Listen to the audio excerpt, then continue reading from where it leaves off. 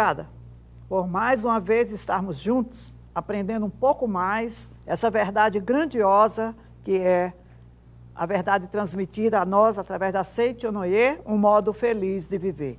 Muito obrigada pela sua audiência, pela sua participação. Divulgue o nosso programa para seus amigos, conhecidos, familiares, que a gente agradece esse bem que você vai fazer a um grande número de pessoas. Hoje nós iremos estudar um tema realmente muito importante, que está nos tribunais, nos senados, enfim, em votação, que é exatamente o tema aborto.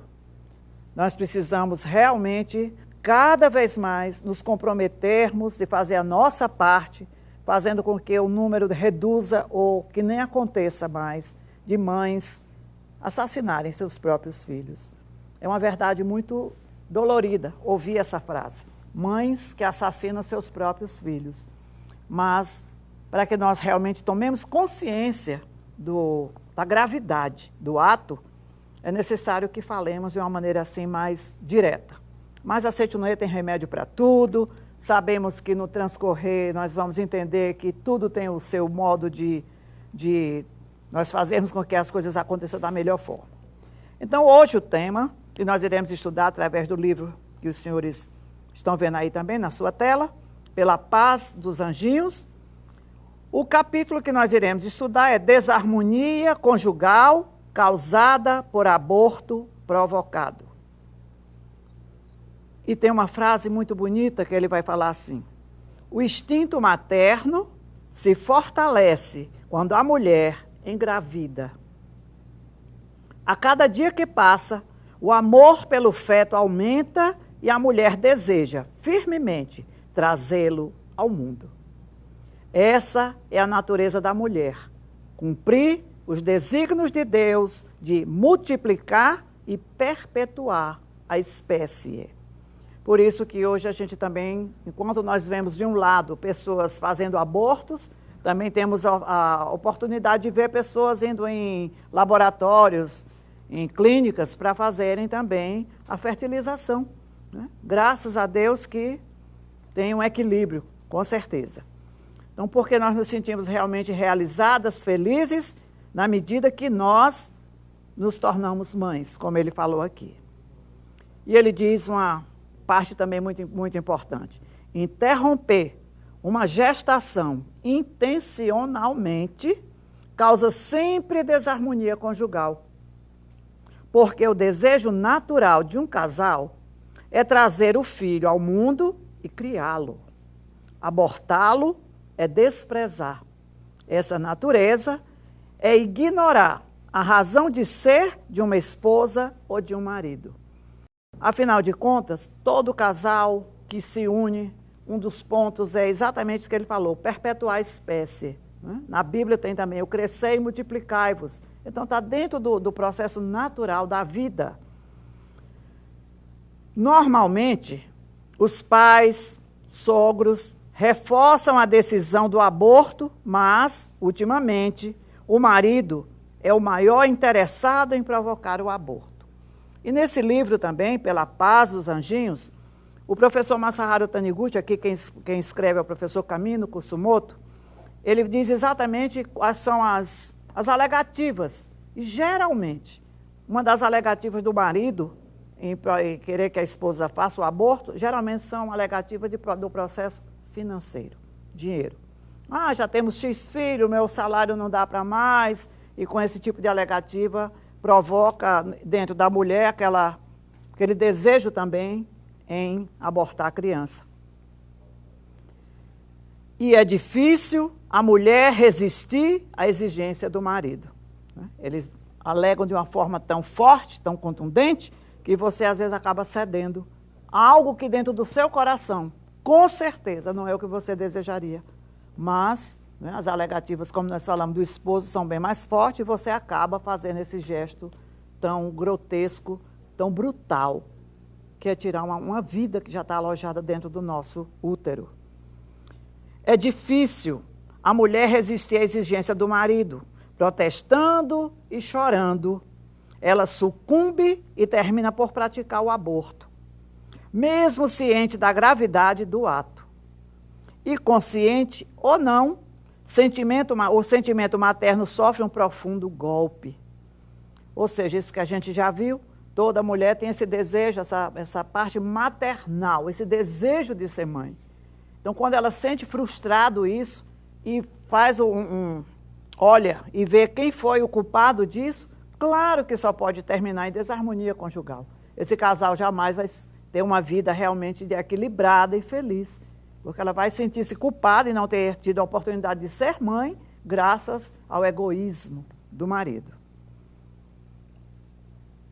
E consciente ou não, o sentimento materno sofre um profundo golpe, fazendo-se voltar mais cedo ou mais tarde contra aquele que foi responsável por essa tragédia. Foi isso que nós acabamos de ver.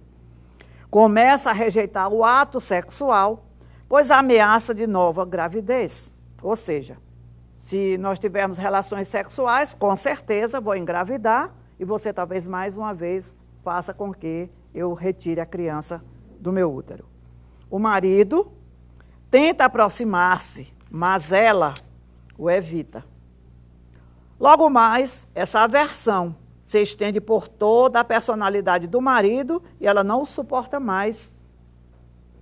Em casos extremos, a aversão se torna ódio assassino contra o marido, mas, na maioria das vezes, o problema termina em divórcio. Veja que coisa grave, não é? Devido a um ato impensado, muitas vezes, chega a terminar um casamento. Que eu sempre falo em palestra para casais, que não é isso que nenhum casal quer, separação. Nenhum casal casou-se para separar. Provocar aborto significa destruir o produto do amor do casal, por isso é natural que deixe profundas feridas no relacionamento conjugal. Vejam aqui o tema do nosso estudo, que o aborto traz desarmonia conjugal. É isso que ele está nos mostrando a todo momento. Devido a esse ato gravíssimo, né, contra a própria natureza, não tem como esse relacionamento manter-se estável, feliz. Vai ficar, com certeza, grandes sequelas. A prova disso é o aumento vertiginoso de divórcio. Essa é uma forma de autopunição inconsciente do casal. É também resultante do apelo desesperado da alma da criança abortada. Apelo este dirigido, antes de mais nada, pelos pais. E o mais importante, quando nós tomamos conhecimento desse ensinamento, é nós sabermos realmente o valor da vida. Pensávamos nós que um feto com uma semana, um mês, não tinha nada, né? Ainda não tinha formação nenhuma.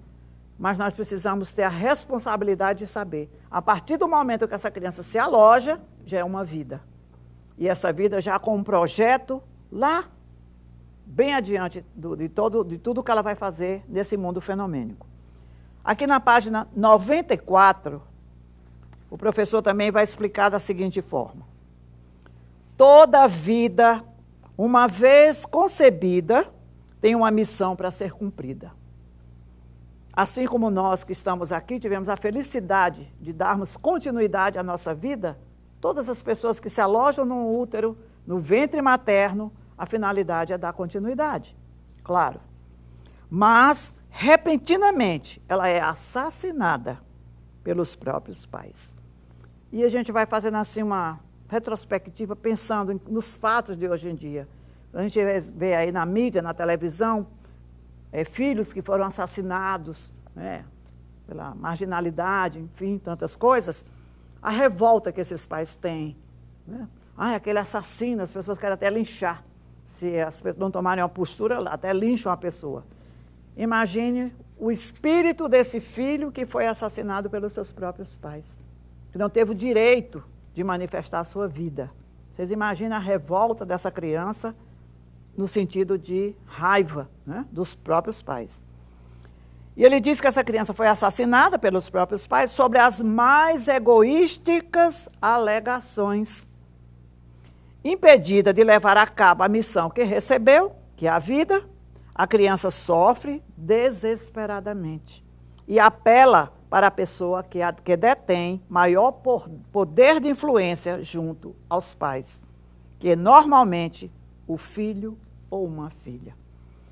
Os pais têm, com certeza, sofrem consequência disso, mas, vamos dizer assim, o alvo das crianças abortadas é exatamente os próprios irmãos, que foi com eles que eles competiram, né? Que eles estavam ali para também ficarem juntos. Mas, infelizmente, eles não conseguiram e eles ficam como que influenciando na vida dos irmãos. Depois a gente vai ver alguns tipos de comportamento que alguns irmãos têm quando têm irmãos abortados. A criança sabe também escolher o momento oportuno, que é a época de preparo da futura carreira. O melhor seria os pais conscientizarem mais cedo a gravidade do ato do aborto provocado, mas eles se esquecem, aspas, normalmente do que fizeram no passado. Por que esquecem? Não é esquecer realmente, verdadeiramente. Dentro do ser humano vai ficar esse processo. Mas o sentimento de culpa é tão profundo que a pessoa prefere não lembrar, não relembrar aquele fato. E parece que esqueceu, mas realmente está muito forte dentro da mente de cada um e do coração dos próprios pais. Só um fenômeno realmente perturbador faz os pais saírem à procura do caminho certo. A criança revoltada por ter sido abortada provoca tal fenômeno perturbador a fim de despertar a atenção dos pais para ela. Toda criança tem basicamente 3 desejos. Não só a criança, mas o ser humano também. Ser amado, ser elogiado e ser considerado pelos pais. Nós temos aqui uma revista, ela já está fora de edição, na Aceite ou Noyer, mas talvez algumas pessoas a tenham em casa, por isso vou mostrar. Mas nunca mais foi editada, mas é uma revista que dá assim, informações muito diretas, né, para que a gente fique realmente cada dia mais informados. E nessa revista diz exatamente sobre: a partir do momento em que a pequena vida se aloja no ventre materno, ela já é um novo ser vivente. Como é possível existir pessoas que consideram essas graciosas e maravilhosas crianças, dotadas de individualidade própria, como uma simples obra de argila feita pelas suas próprias mãos? Aquele processo que os pais acham que meu filho, eu fiz, né? Eu engravidei do meu filho. Mas a gente tem que lembrar que essa obra é obra de Deus. Eles apenas nos pediram a oportunidade. Me aloja, mãe, no teu útero, no teu ventre, para que eu possa realmente manifestar uma grande missão no mundo terreno. Mesmo que os pais desejem um filho com determinadas características, não o conseguem, assim como é a vida do ser humano. Então, nós não podemos nem determinar o sexo do filho, nem a cor do olho. Hoje, a genética já está adiantando bastante, já tem pessoas até que dá para escolher isso aí. Mas é o materialismo, né, que está imperando no mundo. Quando nós compreendermos que a vida já vem pronta pela sabedoria de Deus, nós vamos respeitá-la profundamente. Muitos casais que têm filhos com síndrome de Down ou com qualquer outra deficiência.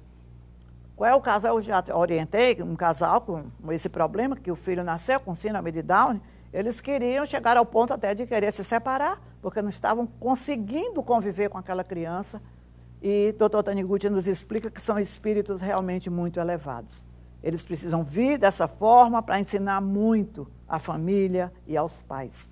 Então, nós precisamos respeitar profundamente, seja qual for a deficiência, seja qual for o sexo. Nós estamos aqui para dar amor, compreendê-los e fazer realmente que as coisas aconteçam da melhor forma.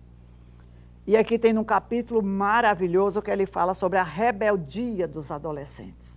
É o que mais nós temos visto no mundo de hoje. Né? Os filhos nessa faixa etária de adolescência, 14, 15, até 13 anos já, são aquela rebeldia, aquela revolta.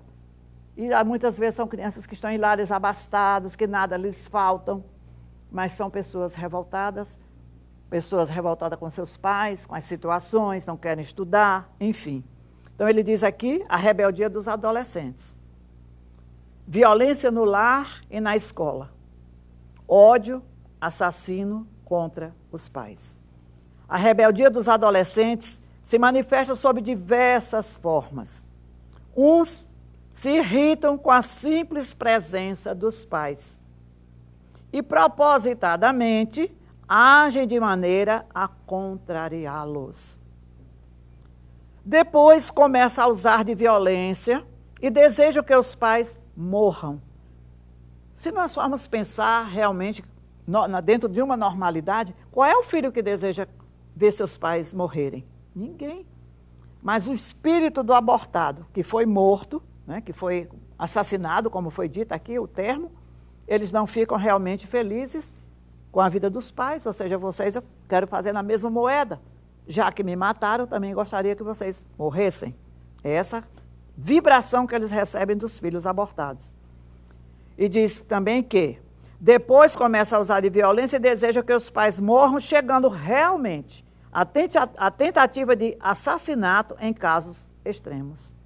Um filho querendo matar o próprio pai. Quando se rebelam contra os pais, revoltam-se também contra professores, diretores de escola. Por quê? Porque essas pessoas representam para eles a mesma autoridade que têm os pais, no sentido de hierarquia. Então, eles veem os professores como aquelas pessoas que querem comandar suas vidas. E eles se revoltam com esse processo. Quando se rebelam contra os pais, revoltam-se também contra os professores, diretores da escola. E fazem tudo o que é proibido. E ameaçam agredir os professores com violência.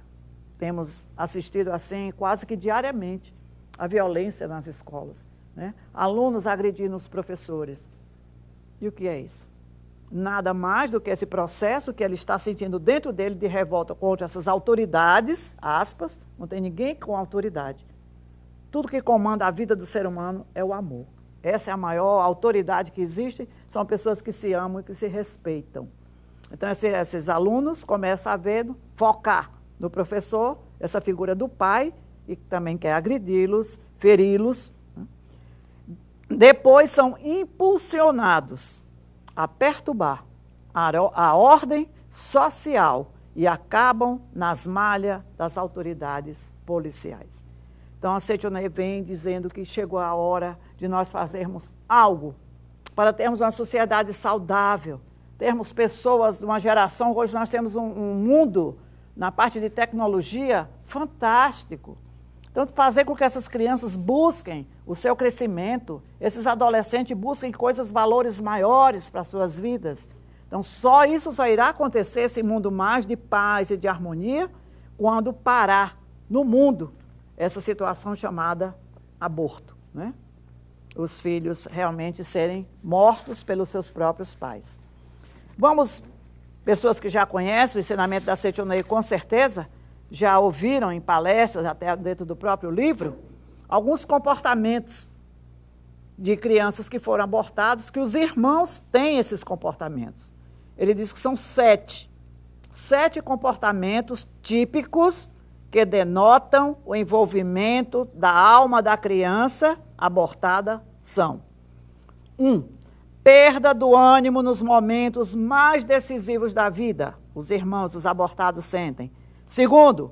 Permanência em lugares escuros. De dia, o filho dorme com cortinas fechadas e mantém o quarto sempre na escuridão. 3º ponto.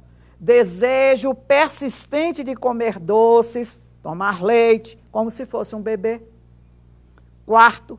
Mãos e pés constantemente gelados. Alguns filhos não dispensam o aquecedor, mesmo no verão, para dormir. 5. Rebeldia contra os pais. Nós acabamos de ver essa parte. O filho irrita-se com os pais por nada. É agressivo com eles e tem vontade de matá-los. 6. Desejo de ficar solitário. O filho não atende o amigo que vai visitá-lo, prefere se trancar no quarto ou abandona o lar. E anda a esmo pelas ruas, sentindo ímpeto de morrer. É o estado espiritual do embrião abortado. E o 7, gasto excessivo de dinheiro. O filho gasta quantias absurdas. Geralmente, esse 7º item são crianças que foram abortadas por alegativas financeiras. né? Aquilo que nós falamos no início. Geralmente alega que não temos mais condições financeiras para mais um filho. E esse aborto vai infiltrando na mente dos irmãos esse gasto excessivo. O filho gasta quantias absurdas, faz empréstimos, simboliza o desejo de autopunição dos pais que provocaram aborto pretextando motivos econômicos. Estes são os 7 comportamentos característicos de um filho, influenciado pela alma da criança abortada. Poderá haver algumas exceções, mas se um filho apresentar algum desses comportamentos, é certeza que a origem está num aborto provocado pelos seus pais. Então, mães, pais, vamos procurar realmente ter essa responsabilidade. Já que essa vida quis alojar-se em nós, vamos respeitá-la. E Deus com certeza vai dar todas as condições materiais, espirituais e mentais para que vocês possam dar continuidade a essa vida abençoada que está chegando. Quantas crianças vêm para melhorar o destino de um lar? Quantos espíritos maravilhosos vêm para auxiliar cada vez mais o progresso e o sucesso da família? Então vamos pensar com muita dignidade. Mesmo que você já não tenha índole para praticar um ato assim, um gesto assim, faça, por favor, essa corrente de paz no mundo, no sentido de não deixar com que as pessoas concretizem esse ato tão absurdo que é provocar um aborto, ou seja, matar o seu próprio filho. Então, procure uma associação local próxima, temos aí no nosso site, nos endereços, telefone. Tome uma orientação pessoal se você está ainda com a mente em autopunição, está sentindo-se culpada, procure um orientador do ensinamento da Seichonoye, faça uma orientação pessoal.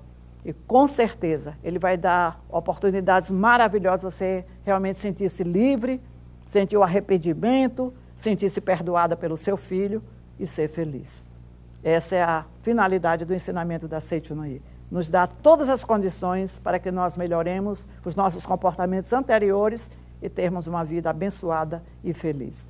Desejo sempre a todos os lares que Deus abençoe a todos. Muito obrigado, muito obrigado. Acesse www.sni.org.br e saiba os locais e telefones das sedes da Seichonoye, onde ocorrem reuniões todos os domingos, das 9 às 11 horas da manhã. No domingo da Seichonoye, as pessoas são acolhidas em uma atmosfera de amor mútuo e cooperação. Palestras, orientações de preletores e acesso a uma vasta literatura que reconforta a alma. Tudo isso você encontra nesses encontros em que a entrada é franca e as bênçãos são inevitáveis. E nós vivenciamos mais uma alegre edição do programa Seichonoye, o modo feliz de viver em harmonia com a natureza. Mais uma vez, muito obrigado pela sua companhia. E orar transforma tendências que eram desfavoráveis em situações benfazejas. Vamos juntos então ao nosso momento de oração.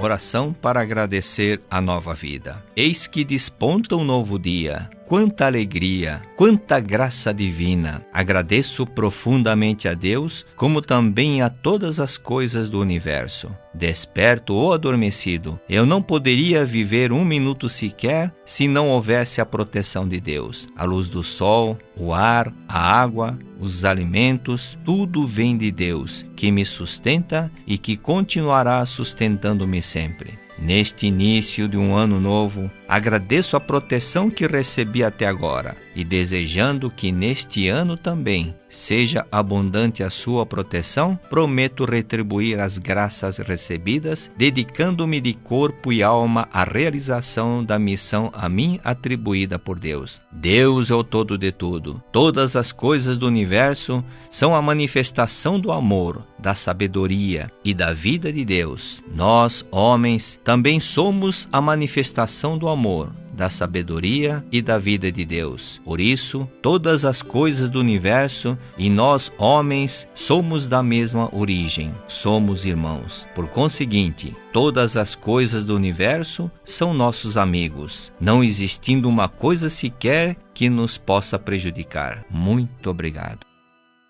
O combustível da nossa alma ao produzirmos esse programa é o brilho feliz dos seus olhos. Muito grato pela sua audiência. Um abraço e até o nosso próximo encontro. Tchau, tchau!